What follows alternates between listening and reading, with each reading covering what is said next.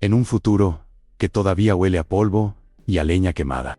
Una mujer de cabello entrecano camina despacio por el camino de tierra que sale de San Jacinto del Norte hacia el mezquite solitario de la loma. El sol de la tarde cae oblicuo sobre la tierra, resquebrajada, y el aire caliente ondula encima de las piedras como si respirara. En el tronco del árbol, donde antes colgó una sentencia escrita con sangre, ahora hay una tabla nueva, grabada a fuego, que dice: la dignidad no se amarra. La mujer pasa la mano por las vetas de la madera, siente la rugosidad del pasado clavado allí, y sus ojos se llenan de lágrimas que no son de derrota, sino de memoria. A lo lejos se oyen voces de niños jugando, el rebuzno de un burro, el motor viejo de una camioneta que sube la vereda. El viento, aunque seco, trae el eco de un nombre: María Soledad, como un susurro que se niega a morir. La anciana cierra los ojos, deja que el recuerdo la golpee como una ola, y el tiempo retrocede hasta el día en que todo comenzó. Antes de comenzar,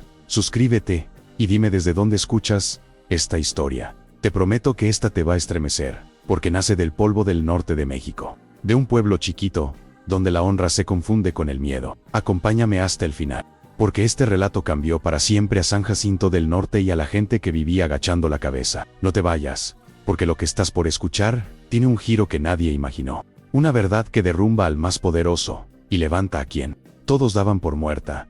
Mientras escuchas, piensa en tu propio pueblo, en tu barrio, en esas injusticias que todos ven y casi nadie se atreve a nombrar. Suscríbete, deja tu comentario y cuéntame desde qué rincón del mundo de México estás oyendo esta voz. Desde Chihuahua, Monterrey, Tijuana, Ciudad de México, Guadalajara. Aquí, entre cerros polvorientos y rezos malentendidos, vas a conocer lo que pasa cuando una mujer marcada decide dejar de callar. San Jacinto del Norte no aparece en los mapas de turismo, ni en las noticias de la tele. Es apenas un puñado de casas de ladrillos sin pintar y techos de lámina, pegadas al costado de un camino de terracería que se pierde entre cerros secos. Al amanecer, el frío muerde los huesos, pero a mediodía el sol raja la tierra y obliga a la gente a buscar sombra bajo alambres y tejabanes. Las vacas flacas levantan polvo al caminar. Los perros se echan bajo las camionetas oxidadas, y los niños corren descalzos,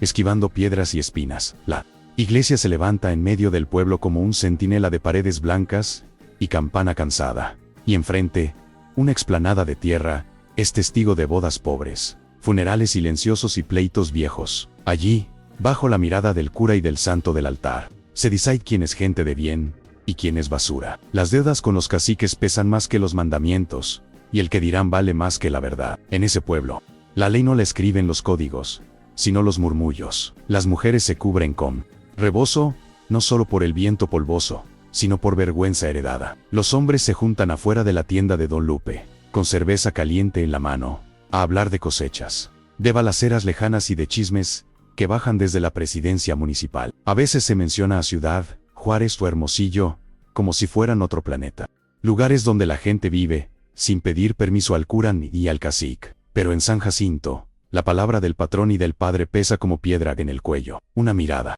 mal interpretada puede costar trabajo, techo o el poco respeto que te queda. Y si eres mujer, cualquier falla, real o inventada, se convierte en pecado mortal. María Soledad Duarte creció en esas calles de polvo, aprendiendo desde niña a caminar con la cabeza baja y las manos ocupadas. Hija de campesinos endedados hasta el cuello, conoció más el sabor de las tortillas duras que el de la carne. Sus manos, pequeñas pero fuertes, se hicieron callo con el asadón y con el balde del pozo. A los 15 años la casaron con un hombre mayor, un jornalero viudo que buscaba más una mujer que le cocinara y le lavara que una compañera. En San Jacinto, nadie le preguntó si quería. Bastó que su padre estrechara la mano del suegro y que el cura diera su bendición. Ella aceptó en silencio, con la obediencia que le habían metido a golpes y rezos. Creyó que, con suerte, el tiempo le traería cariño, pero lo que llegó fue frío y distancia. Meses después del matrimonio, los comentarios empezaron a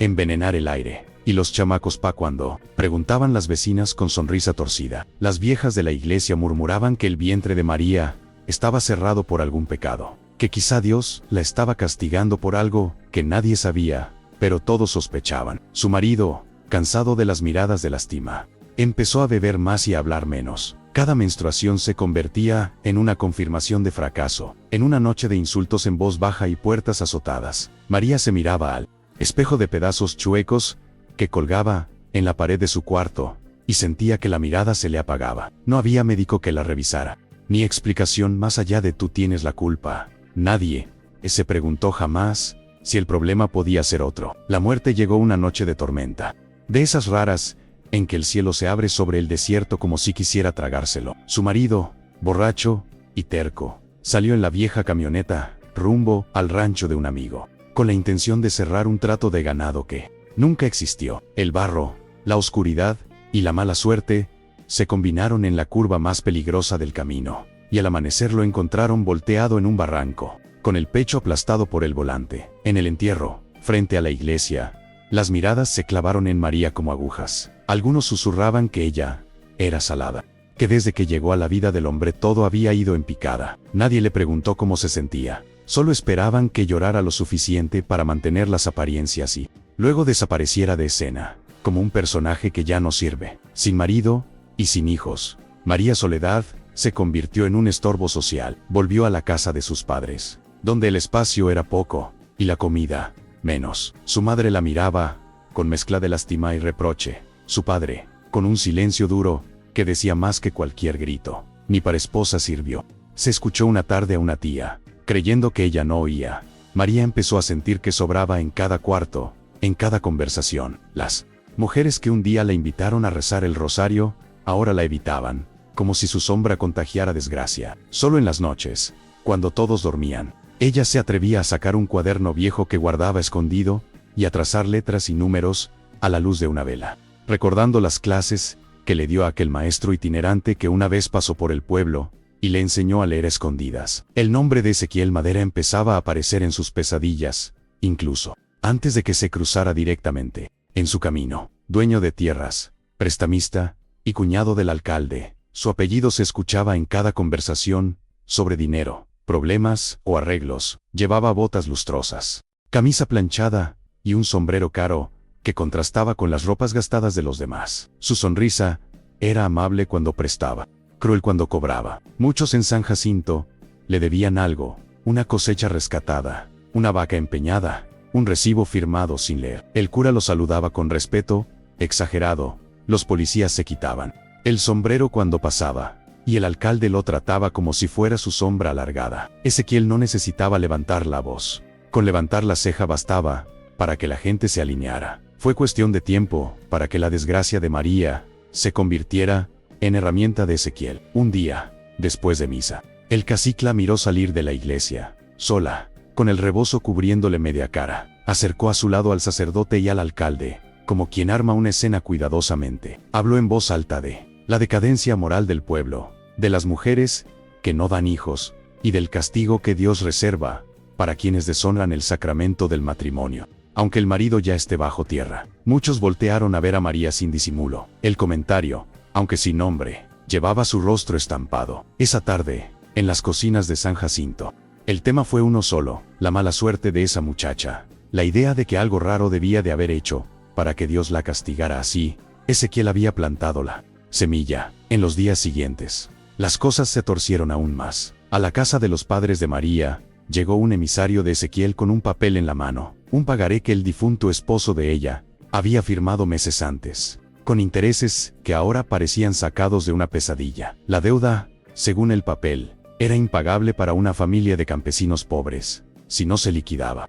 La pequeña parcela, donde la familia sembraba maíz y frijol, sería a manos del cacique. El padre de María, desesperado, se encaró con ella, como si de algún modo fuera su culpa también. Ezequiel, desde lejos, observaba el drama con la tranquilidad de quien mueve piezas en un tablero de ajedrez humano. Sabía que la presión económica era el arma más efectiva para hacer que un pueblo entero aceptara cualquier castigo público. El día de la humillación se anunció sin anunciarse. Un domingo, después de la misa de mediodía, cuando el sol caía directo sobre la frente y el sudor corría por las espaldas, la campana de la iglesia sonó de manera distinta, rápida, insistente. Los hombres salieron de la tienda, las mujeres dejaron a medio lavar los trastes, los niños se asomaron a las puertas, frente al atrio. Junto al portón de hierro, Ezequiel esperaba con varios de sus hombres armados. El cura a un lado, y el alcalde al otro, todos con expresión seria. A unos metros, sostenida por dos peones como si fuera una delincuente, estaba María Soledad, con las muñecas atadas, y el rebozo caído al suelo. La explanada empezó a llenarse, primero de murmullos, luego de silencio tenso. Ezequiel levantó la mano, para pedir silencio, aunque no hacía falta. El miedo ya había hecho su trabajo. Con voz lenta y grave, comenzó a hablar de la importancia de la familia, de la fertilidad como don divino, y del castigo que merecían quienes engañaban al pueblo y a Dios. Luego señaló a María como si fuera un objeto roto, una advertencia viva del peligro de tolerar la desobediencia. El cura, con la mirada temblorosa, murmuraba oraciones que nadie escuchaba. Los hombres de Ezequiel alzaron a María y la empujaron hacia el camino que sale del pueblo, mientras la multitud abría paso sin oponerse. Ella intentó pedir ayuda, pero su voz salió como un hilo débil, ahogado por los murmullos. No mereces vivir, le dijo una mujer, incapaz de sostenerle la mirada. Y así comenzó el Vía Crucis, que terminaría en el mezquite seco de la loma. El camino hacia la loma fue una mezcla de polvo, sol y humillación. María tropezaba. Sus pies, descalzos, se abrían contra las piedras. Su respiración se volvía torpe. Detrás de ella, los hombres de Ezequiel reían entre dientes, haciendo comentarios que eran golpes invisibles. Algunos niños miraban desde lejos, sin entender del todo, pero lo suficiente para aprender que su pueblo castigaba a las mujeres con más dureza que a cualquier bandido. Cuando finalmente llegaron al mezquite seco de árbol viejo que parecía testigo cansado de muchas injusticias, uno de los peones sacó una soga y le ató los brazos por encima de la cabeza. María soltó un gemido que apenas se escuchó. El viento caliente le azotaba el rostro, y la tierra le quemaba los pies. Nadie del pueblo se había atrevido a seguirlos. La cobardía siempre tiene piernas rápidas. Ezequiel mandó traer un cartel de madera, recién pintado con sangre de un borrego degollado esa mañana. Mujer sin fruto, no merece vivir, decía, con letras grandes y torpes, que parecían hechas para herir. Lo clavaron en el tronco, justo a la altura del rostro de María. Ella lo miró solo un segundo, antes de cerrar los ojos. No por vergüenza, sino para que esas palabras no fueran lo último que viera, si moría allí. Ezequiel, satisfecho con su obra, dijo en voz alta que San Jacinto debía recordar ese día, que a las mujeres que deshonran a Dios, se las purifica con sol y silencio. Luego escupió al suelo, se dio media vuelta, y se alejó, escoltado por sus hombres. El cura lo siguió sin protestar. El alcalde también. El viento, cómplice mudo, levantó polvo y lo restregó contra la piel de María. El sol fue su verdugo durante horas. El calor le abría la piel de los hombros, la lengua se le pegaba al paladar, y las lágrimas se secaban antes de caer. Las hormigas rojas subían por sus piernas, mordiendo, como si el desierto quisiera participar del castigo. María pensó en su madre, en el olor del café negro, en las mañanas, en las clases secretas con el maestro que la enseñó a leer. Pensó en la niña que había sido antes de que la vida le arrancara. Todo, en algún punto del tormento, perdió la noción del tiempo.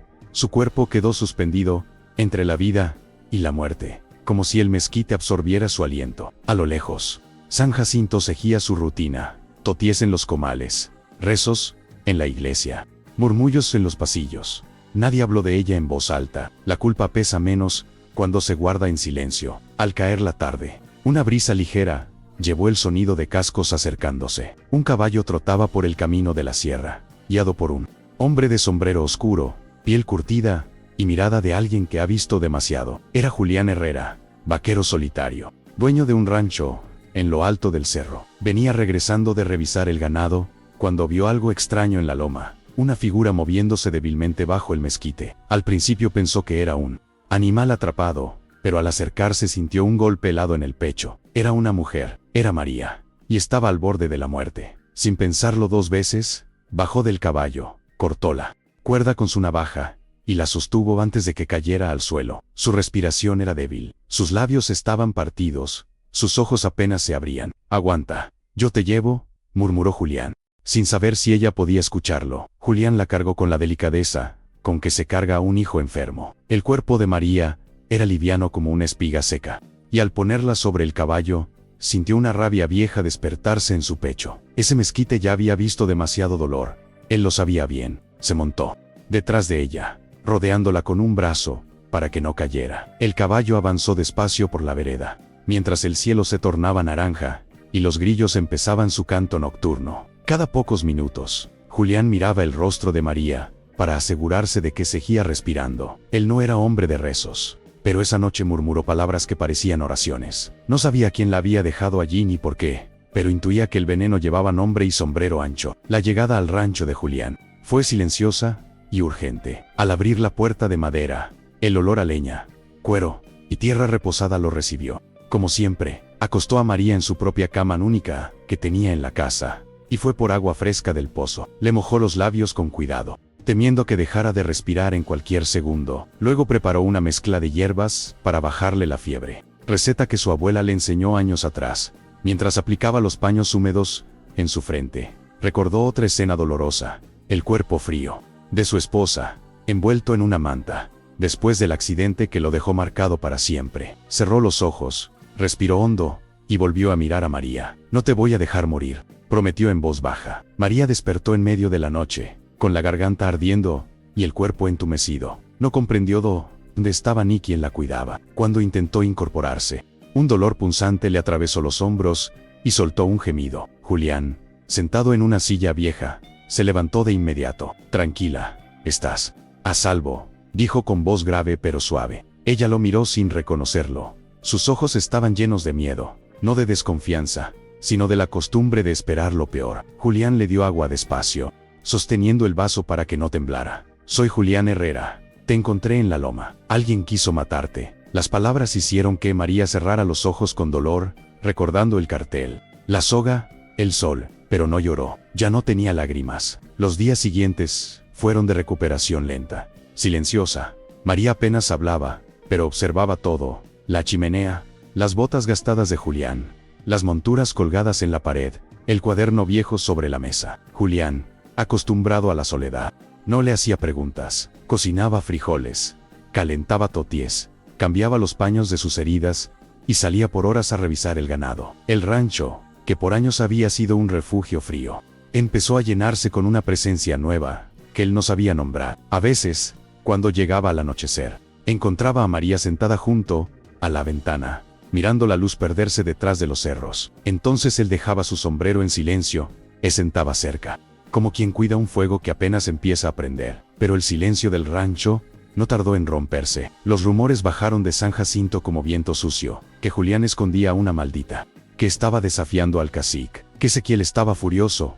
porque alguien había intervenido en su castigo. Una tarde, mientras Julián traía leña, encontró pisadas frescas cerca del corral. No eran suyas, no eran de María, eran de hombres armados. El peligro ya estaba oliendo la sierra. El hallazgo de las pisadas hizo que Julián apretara la mandíbula con una mezcla de rabia y preocupación. No era un hombre de miedo fácil, pero conocía de sobra las maneras de Ezequiel. Primero observaba, luego advertía, después destruía. Entró al rancho con paso firme, tratando de no alarmar a María, aunque ella sintió el cambio en el aire. «Vinieron hasta aquí», murmuró él, acomodando la leña sobre la mesa. María bajó la mirada, con un temblor casi imperceptible en las manos. Sabía que su presencia lo ponía en riesgo. «Me voy mañana. No quiero que te pase nada», dijo en un susurro. Julián se acercó y negó con la cabeza, con una calma que escondía tormentas. «No vas a ningún lado. Si te encuentran sola, te matan. Aquí estás bajo mi responsabilidad». Y aunque las palabras parecían duras,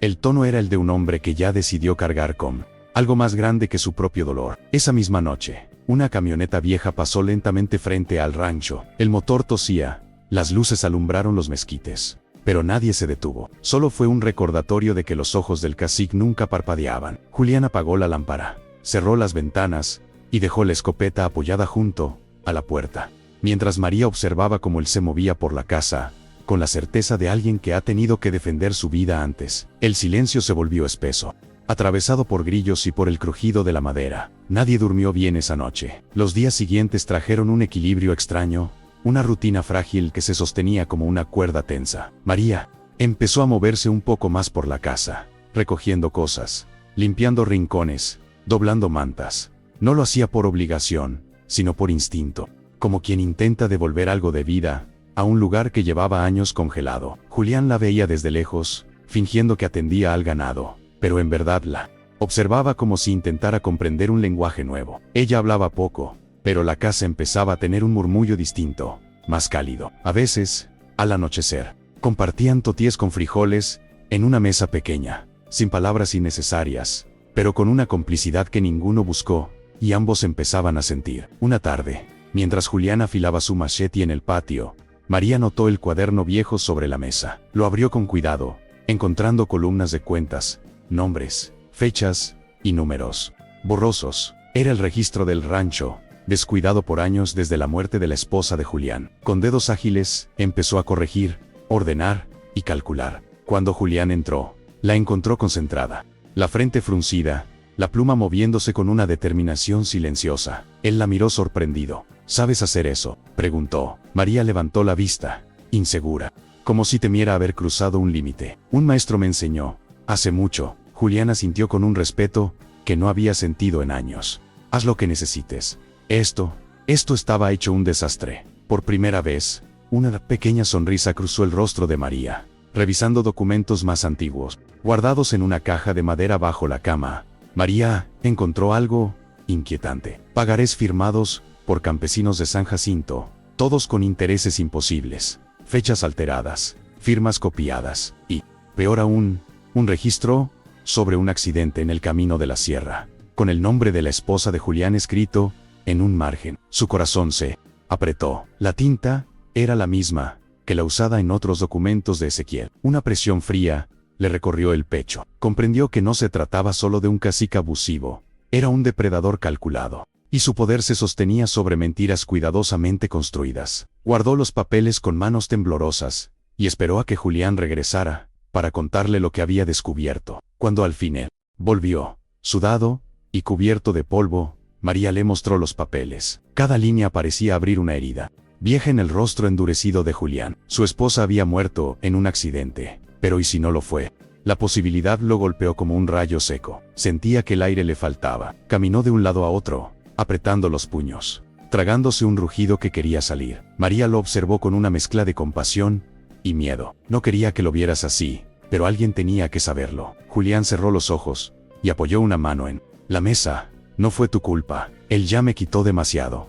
No te va a quitar a ti. También, mientras tanto, en San Jacinto, Ezequiel empezaba a perder el control de la narrativa. Las mujeres murmuraban que alguien había visto a una muchacha cruzando la sierra. Los hombres, temerosos de Julián, evitaban mencionarlo, pero sabían que algo se estaba moviendo. El sacerdote subió la montaña para hablar con Julián, pero encontró el rancho cerrado y un silencio que lo hizo retroceder. Ezequiel arrojó un vaso contra la pared de su casa, al enterarse de que María no solo estaba viva, estaba siendo protegida. Esa muchacha no queda viva una segunda vez, dijo, con veneno en la voz. Sus hombres recibieron la orden de ascender la sierra al amanecer. Esa noche, Julián tomó una decisión. Si los hombres del cacique subían, no encontrarían a María indefensa. Preparó el rancho como quien prepara una trinchera. Aseguró puertas, revisó armas, llenó cantimploras. María lo observaba sin parpadear, con la espalda apoyada en la pared. No quiero que mueras por mi culpa,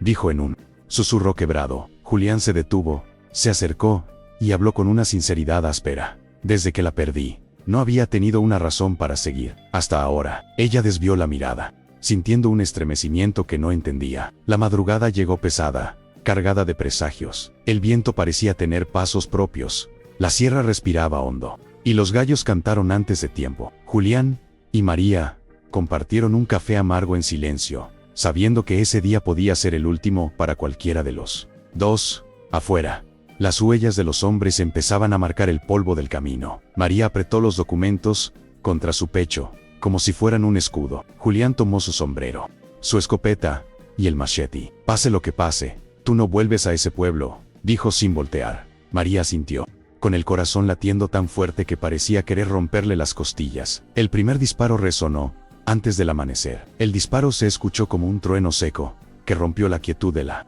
sierra. Julián reaccionó de inmediato, empujando a María hacia el interior del rancho, y cerrando la puerta con el seguro de madera. El eco del balazo retumbaba entre los cerros, mezclándose con el graznido nervioso de los cuervos. Afuera, los hombres de Ezequiel se movían entre las sombras como lobos, gritando órdenes y avanzando con paso firme. María se cubrió los oídos, temblando, pero Julián la sostuvo por los hombros para que respirara. No te apartes de aquí, dijo con firmeza. Su voz era baja, pero tenía el peso de quien ha sobrevivido a más de una guerra personal. Tomó su escopeta, abrió una rendija de la ventana y observó los movimientos enemigos. Podía contar al menos 5 sombras, quizá más. Vienen a matarte, murmuró ella. Vienen a matarnos, corrigió él, sin apartar la vista del exterior. Uno de los hombres se acercó demasiado al establo, y Julián disparó sin pensar. El impacto sonó fuerte, seco, acompañado por un grito que se perdió entre los árboles. Los otros respondieron con balas que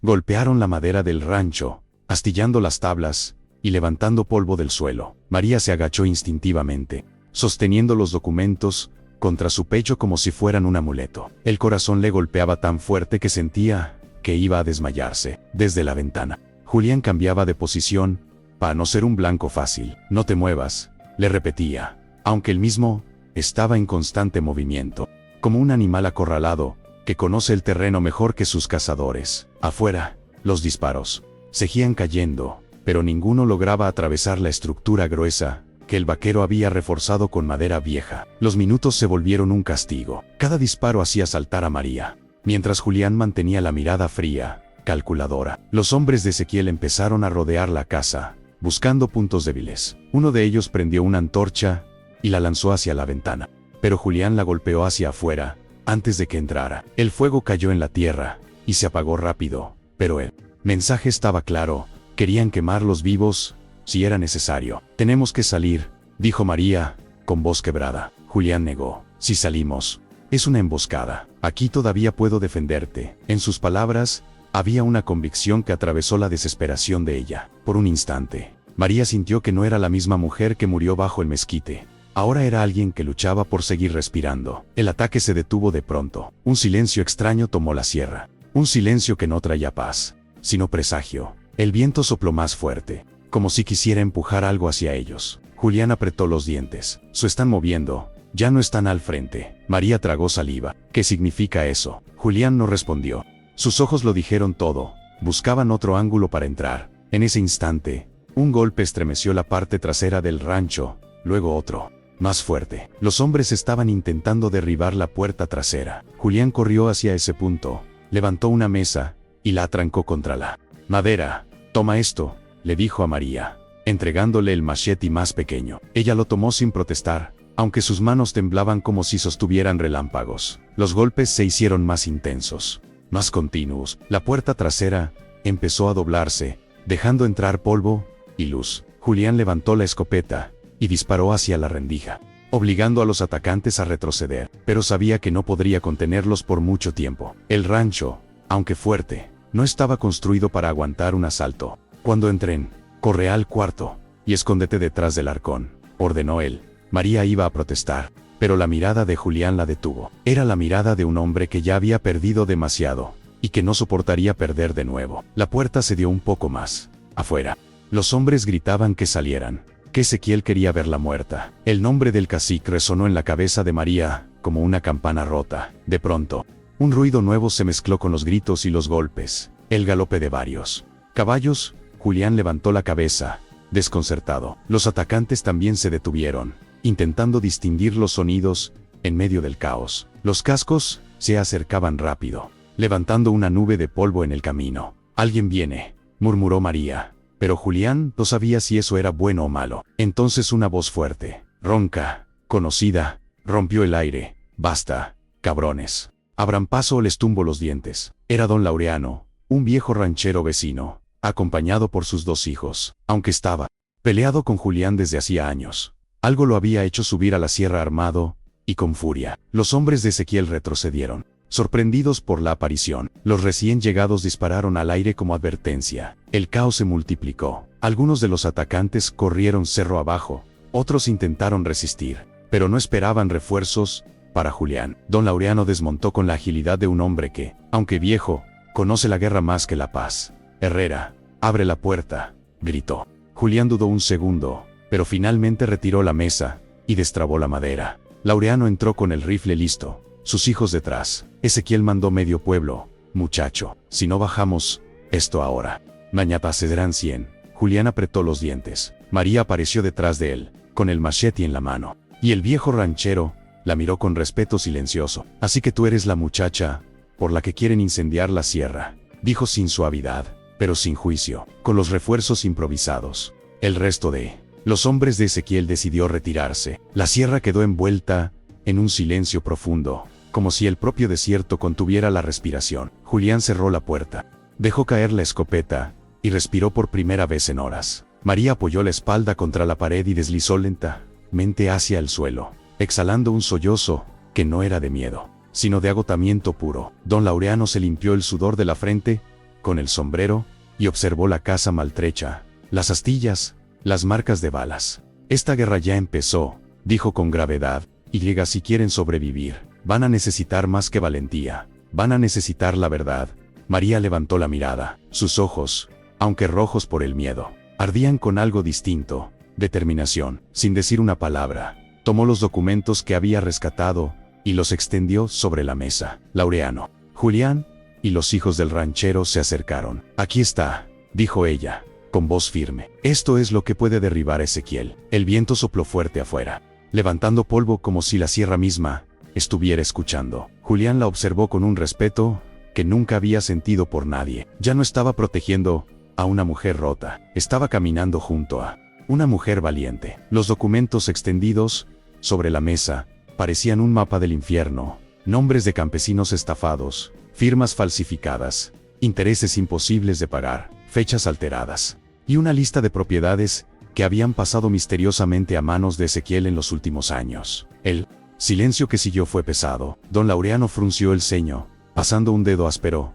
sobre una de las firmas copiadas. Este perro, murmuró, con rabia contenida. Sus hijos intercambiaron miradas de miedo y sorpresa. Julián apretó los puños, como si la verdad escrita en ese papel le arrancara el aire. María observaba a los tres hombres, esperando su reacción. No quería venganza, quería justicia, y el peso de lo que había encontrado era suficiente para derribar al cacique más temido del norte. Laureano golpeó la mesa con fuerza, haciendo temblar los papeles. Con esto lo hundimos, pero Julián negó con la cabeza. Sombrío, no basta con tener las pruebas, tenemos que mostrarlas donde él no pueda callarnos. María levantó la vista. En la fiesta patronal, cuando esté todo el pueblo reunido, el viejo ranchero la miró sorprendido, midiendo su valentía. Ese día, muchacha, Ezequiel va a estar rodeado de su gente, de sus armas, de su iglesia. María respiró hondo, sintiendo un temblor en las manos. Por eso mismo, si no lo hacemos ahí, nunca tendremos otra oportunidad. Julián encontró sus ojos,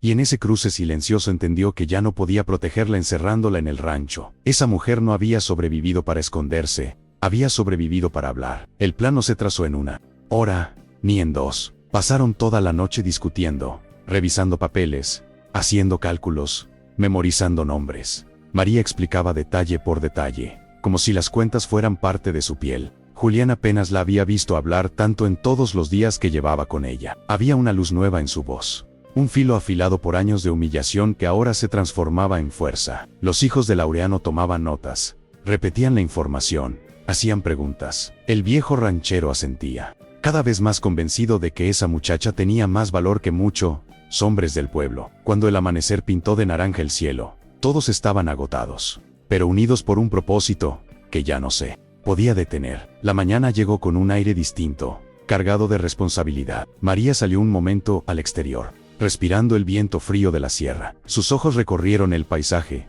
los cerros, los mezquites, el polvo suspendido en el ambiente. Ese mismo polvo había intentado beber su sangre días atrás, y ahora parecía acompañarla. Julián salió detrás de ella, apoyándose en el marco de la puerta. ¿Estás segura?, preguntó, aunque sabía la respuesta. María lo miró fijamente. No quiero que otras mujeres pasen por lo que yo pasé. Si me quedo callada, sigo siendo la que amarraron al mezquite. Julián apretó la mandíbula, con una mezcla de orgullo y miedo que lo desbordaba. Entonces, sin pensarlo, puso una mano sobre el hombro de ella. Fue un gesto breve, torpe incluso, pero lleno de respeto. Mientras tanto, en San Jacinto del Norte, los hombres de Ezequiel regresaban heridos, cansados y humillados. El cacique los recibió con ira. Caminaba de un lado a otro como una fiera, enjaulada, golpeando las mesas, gritando que no era posible que una muchacha maldita y un vaquero fracasado se le rebelaran. El sacerdote,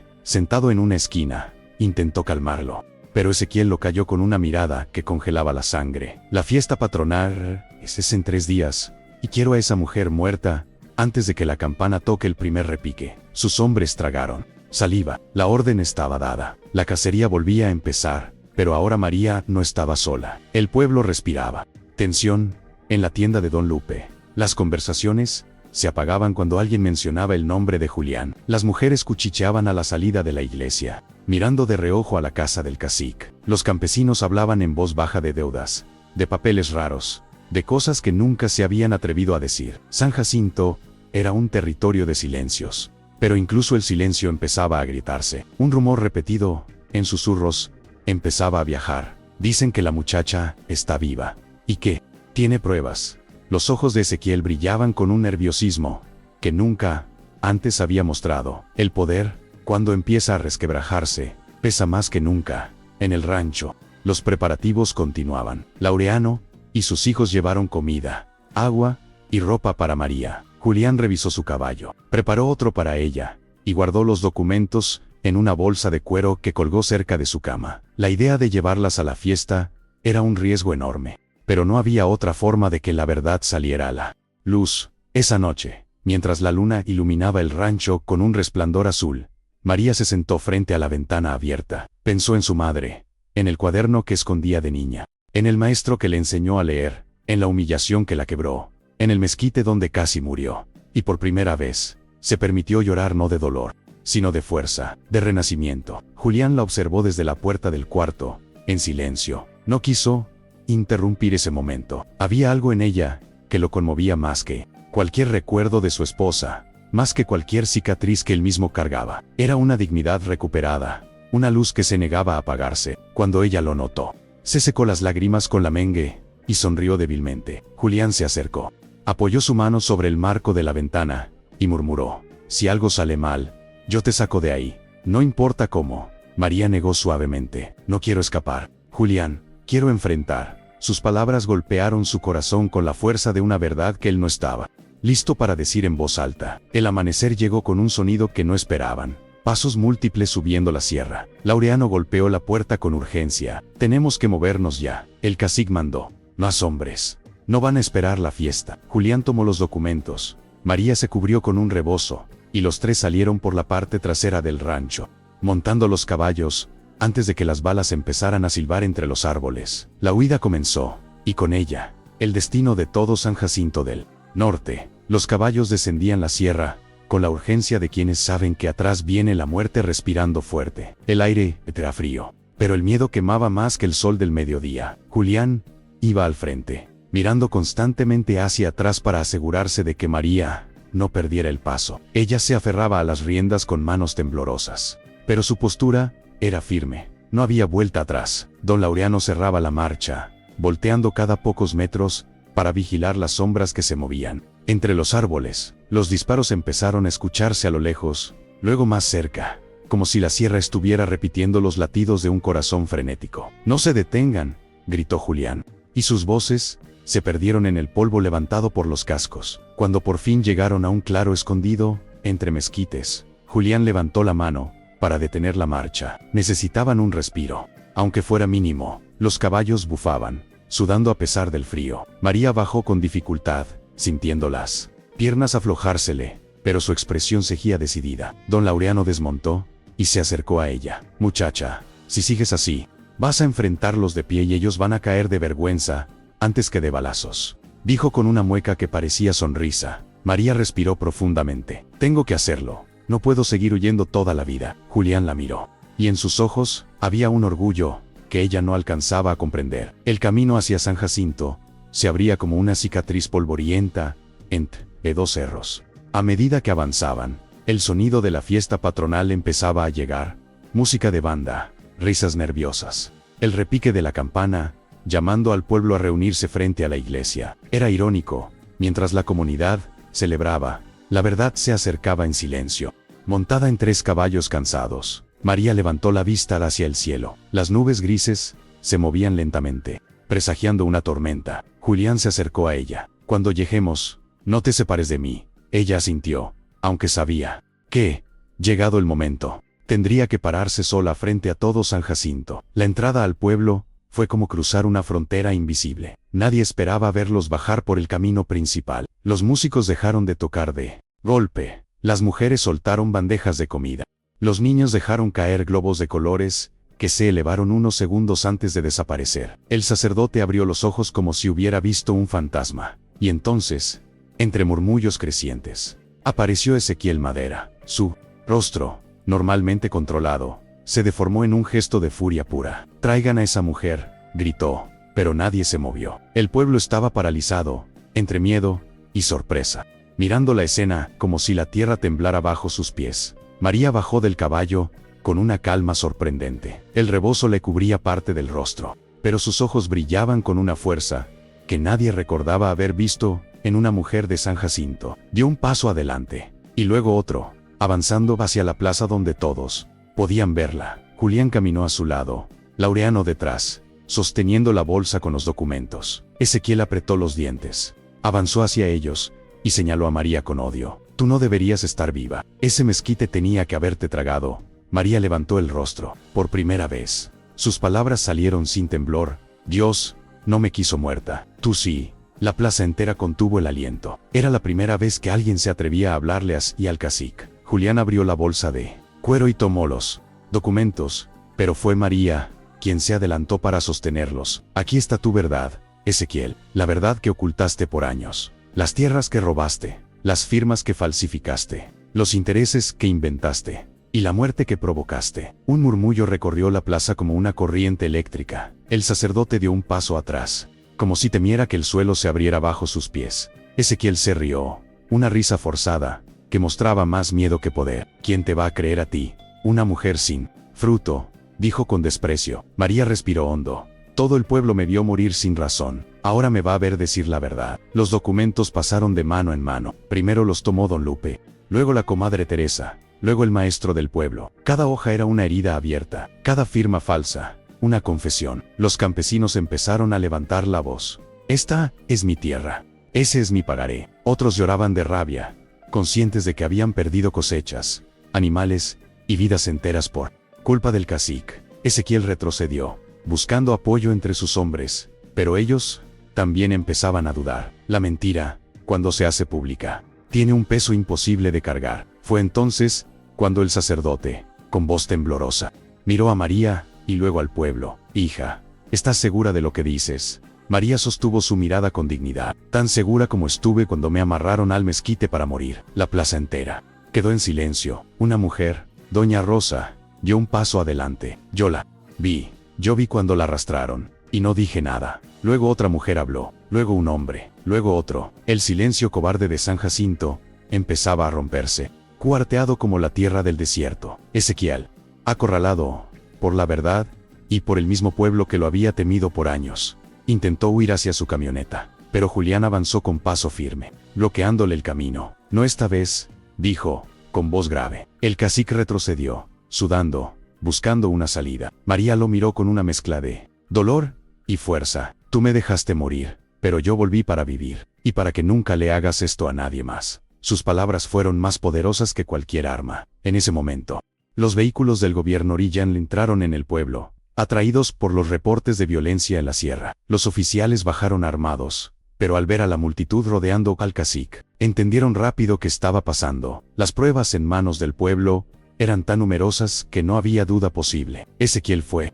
esposado frente a todos, intentando gritar, insultar, negar, pero nadie le escuchaba ya. La máscara del poderoso se había caído. Solo quedaba un hombre pequeño. Cuando los oficiales subieron a Ezequiel a la patrulla, el pueblo entero permaneció en silencio. No era un silencio de miedo, ni de duda, era un silencio de liberación, un silencio que llevaba años queriendo nacer. El cacique forcejeó. Gritó que todo era un montaje, que él era la ley en San Jacinto, que nadie tenía derecho a juzgarlo. Pero sus palabras ya no tenían eco. A su alrededor, los rostros de la gente no mostraban temor, sino una mezcla de rabia, cansancio y dignidad recuperada. Por primera vez en años, las miradas ya no estaban inclinadas hacia el suelo. Julián soltó un suspiro que llevaba guardado desde la muerte de su esposa. María, a unos pasos de distancia, sintió como el pecho se le abría, como si pudiera respirar por primera vez desde que la ataron al mezquite. El sacerdote, tembloroso, se acercó a María con los ojos húmedos. «Hija, perdóname», murmuró, bajando la cabeza. María lo observó con una calma que no era arrogancia, sino claridad. «No soy quien para juzgarlo, padre, pero sí para decirle que el silencio también mata». Las palabras golpearon al hombre como un mazazo invisible. Él asintió, apretando los labios, sabiendo que era cierto. A su alrededor, las mujeres del pueblo miraban a María, con una mezcla de vergüenza y reverencia. Doña Rosa se acercó y le tomó la mano. «Perdónanos por no haber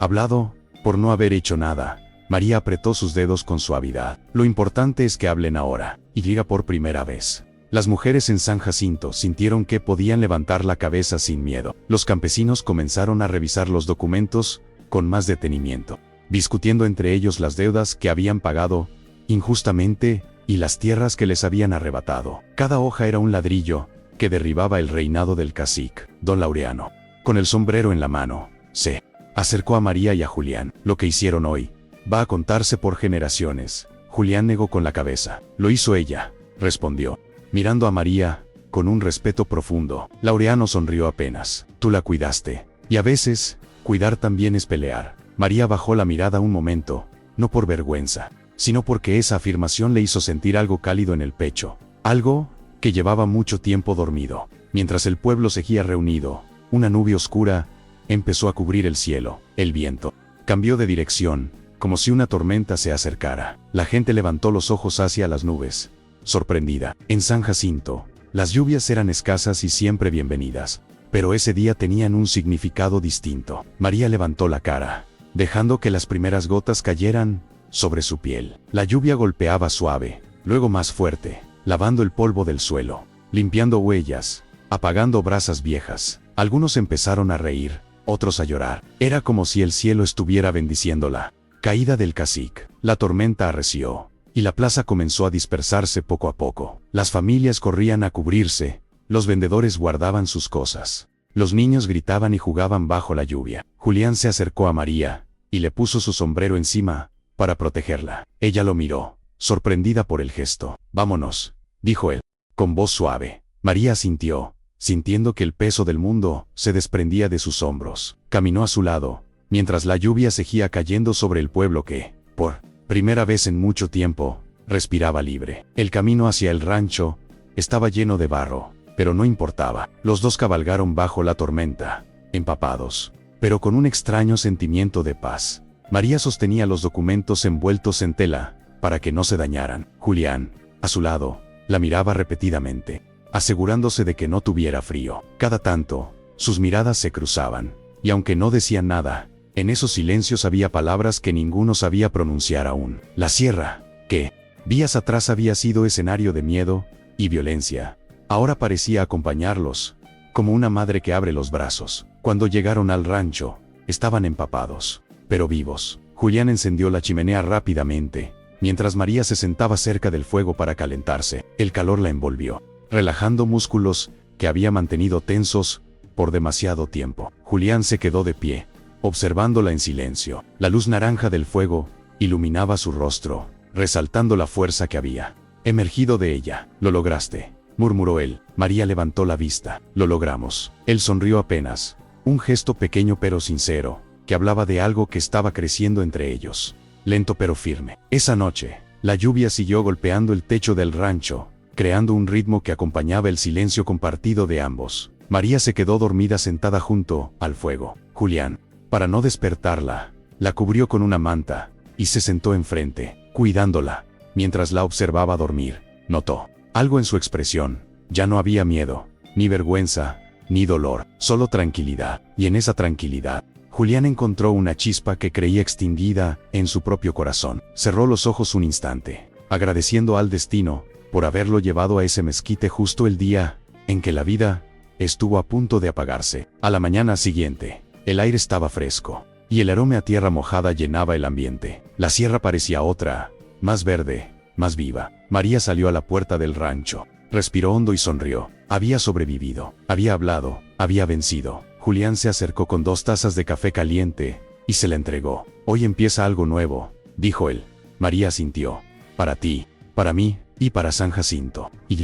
En ese intercambio simple, sin necesidad de más palabras. Los dos entendieron que el desierto también sabe dar vida, cuando la verdad cae como lluvia. Los días siguientes fueron un remanso inesperado para ambos. La noticia de la caída de Ezequiel se esparció por toda la región más rápido que el viento que baja de los cerros. Llegaron campesinos de comunidades vecinas para recuperar documentos, aclarar deudas y contar historias de abusos que llevaban años escondidas. Algunos lloraban al ver sus tierras devueltas. Otros abrazaban a sus familias con un alivio que parecía increíble. La presencia de María en el rancho era vista ahora no como un escándalo, sino como un símbolo. Las mujeres empezaron a subir la sierra para verla, algunas en silencio, otras con preguntas, otras con cuadernos escondidos bajo el rebozo, buscando aprender lo que nunca tuvieron derecho a aprender. María las recibía con paciencia, con ternura, con una voz que ya no temblaba. Un día, mientras enseñaba a una joven a escribir su nombre correctamente, María sintió algo que nunca creyó posible, un orgullo profundo, sereno. Un orgullo que venía de dentro, no de lo que otros esperaban de ella. Sus manos, que un día estuvieron atadas a un mezquite, ahora guiaban otras manos hacia la libertad. Julián la observaba desde la puerta, con una sonrisa discreta, que se le escapaba, cada vez que la veía hablando con tanta seguridad. El rancho que antes estaba lleno de silencios, se había convertido en un lugar de aprendizaje, de encuentros, de protección. Y en medio de ese cambio, Julián notó que también él empezaba a sanar las partes rotas de su alma. No pasó mucho para que el gobierno confirmara oficialmente que las tierras robadas regresaban a sus dueños, y que las deudas inventadas por Ezequiel quedaban anuladas. Hubo una misa especial en la iglesia, donde el sacerdote, con voz humilde, pidió perdón públicamente por su silencio. La comunidad, aunque herida, comenzó a reconstruirse desde la verdad. Las mujeres caminaron juntas hacia el mezquite de la loma, donde antes habían evitado hasta mirar. Allí, María encabezó un gesto que marcó un antes y un después. Retiraron el viejo cartel ensangrentado que aún colgaba como sombra del crimen, lo quemaron frente a todos, y en su lugar colocaron una placa nueva, simple, de madera clara, que decía: en este lugar no se castiga la vida, se defiende. Muchas lloraron, algunas se arrodillaron, y el viento, ese viento seco del norte, pareció guardar silencio por respeto. Con el tiempo, la convivencia entre María y Julián se volvió una rutina cálida, llena de detalles que ninguno sabía nombrar pero ambos sentían. Él empezó a dejar 2 tazas de café en la mesa, en cada amanecer. Ella comenzó a ayudarle con el ganado, caminando a su lado, entre cercas viejas y pastos resecos. A veces, en las tardes, se sentaban afuera del rancho, a ver el cielo pintarse de naranja. No hablaban del futuro, pero lo construían sin darse cuenta. Julián, aunque reservado, dejó caer una frase un día. No sabía que la vida podía sentirse así, después de perder tanto. María lo miró con ojos suaves. Yo tampoco sabía que podía volver a vivir. Y en ese silencio compartido, ambos entendieron que no eran 2 sobrevivientes aislados, sino 2 almas encontradas en mitad del desierto. San Jacinto del Norte cambió más de lo que cualquiera habría imaginado. Las mujeres empezaron a reunirse por las noches para estudiar juntas, mientras los hombres escuchaban desde afuera, sorprendidos de que algo tan simple pudiera transformar tanto. Los jóvenes hablaban de futuro con menos miedo. Los viejos dejaban de repetir ciertas frases que antes parecían leyes sagradas, y los niños crecían viendo a María como ejemplo, no como advertencia. El pueblo que un día aceptó una injusticia se estaba convirtiendo en un lugar donde la dignidad no dependía de un apellido, ni de una barriga, ni del juicio de un poderoso. Y en cada conversación, en cada historia contada al atardecer, el nombre de María Soledad aparecía como un faro silencioso. Un mediodía, al regresar del mercado, María se detuvo frente al mezquite donde todo había empezado. No había ya soga, ni manchas de sangre, ni sombras oscuras, solo la placa nueva, el árbol y la luz del sol, filtrándose entre las ramas. Cerró los ojos un momento, permitiéndose sentir todo: el miedo, la culpa, la rabia, la supervivencia, la justicia, la paz. Luego apoyó su mano sobre la madera suave. «Estoy viva», murmuró. No era una frase para el árbol, ni para el viento, ni siquiera para quien la escuchara. Era para sí misma, para la muchacha de 19 años que llegó rota, y para la mujer que ahora se reconocía entera. Cuando llegó al rancho, Julián se estaba arreglando una cerca vieja. Al verla caminar hacia él, empapada de sol y polvo, sintió que todo lo que había perdido en el pasado encontraba sentido En ese instante, ella se acercó, le quitó suavemente el sombrero, y le sonrió. ¿Listo para seguir?, preguntó. Julián sostuvo su mirada. Contigo, siempre, aunque no se abrazaron ni se besaron. La respuesta bastó para sellar algo que no necesitaba más palabras. Detrás de ellos, la sierra se extendía como un horizonte abierto, lleno de caminos nuevos, caminos que recorrerían juntos. Esa noche, bajo un cielo claro lleno de estrellas que brillaban como brasas encendidas, María y Julián se sentaron frente al rancho, con una fogata pequeña entre ambos. El fuego crepitaba, iluminando sus rostros con un resplandor suave. Ella tomó sus cuadernos, o los mismos con los que enseñaba a las mujeres del pueblo, y comenzó a escribir algo que llevaba tiempo queriendo dejar por escrito. La dignidad no se pide, se defiende. Julián la observó, sintiendo un orgullo profundo, uno que no necesitaba voz. La noche era tranquila, el viento era leve, y el futuro, por primera vez, parecía prometedor. Al cerrar el cuaderno, María levantó la mirada hacia ti, hacia quien escucha esta historia desde lejos, desde otro rincón del mundo, y aunque su voz no pueda oírse, su mensaje queda grabado en cada línea de su vida: que ninguna mujer merece cargar la culpa que otros inventan, que el silencio nunca debe vencer a la verdad, y que incluso en el desierto más duro, puede nacer una flor, si alguien se atreve a protegerla. Si esta historia tocó tu corazón, comenta desde qué ciudad o país la escuchas. Déjame tu like y suscríbete a más relatos rurales llenos de verdad, justicia y alma.